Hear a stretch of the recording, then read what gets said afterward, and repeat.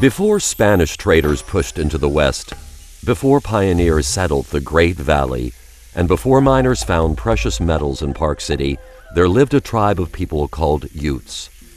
Native to these lands, Ute country consisted of most of central and eastern Utah, all the way to the Colorado Rockies, from Wyoming all the way into northern New Mexico. The jury is out. They don't know for sure if the Ute people and the other Shoshonean people are descendants of the ancient Fremonts, or if they, although they came over before the Ice Age, if they migrated down into Central and South America and were on their way back up. They're not sure.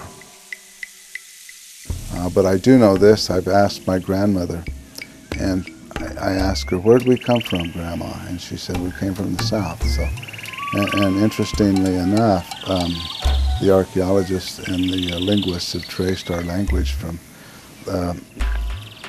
central Mexico.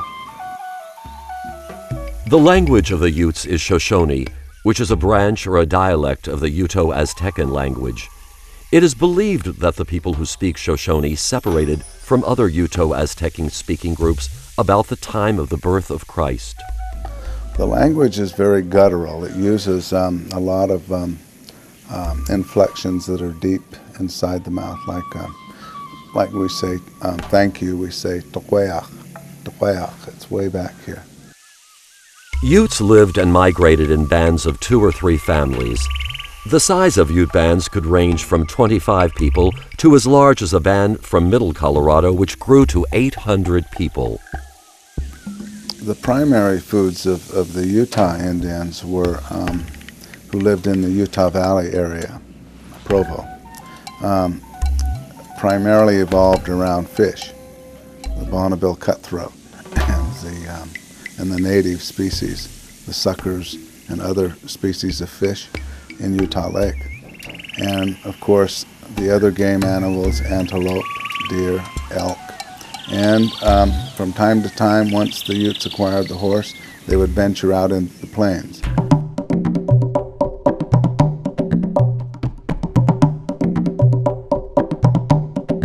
My understanding is our people ate a lot of fresh, like watercress, wild carrots, onions, garlic.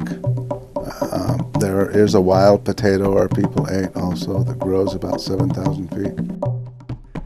Utes were mobile people moving with the seasons. Ute bands did not have a designated chief, although leaders would be chosen and recognized for their individual abilities and strengths. The Utes did not give full authority to a single leader.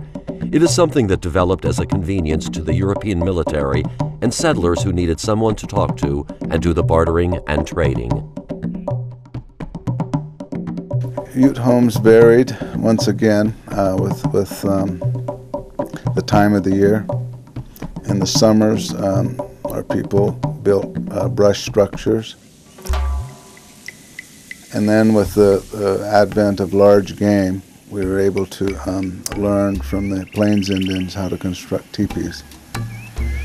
And that greatly benefited our people because we could also take them down and travel. This way of life was to change for the Utes when the Spaniards colonized and occupied New Mexico at the end of the 16th century.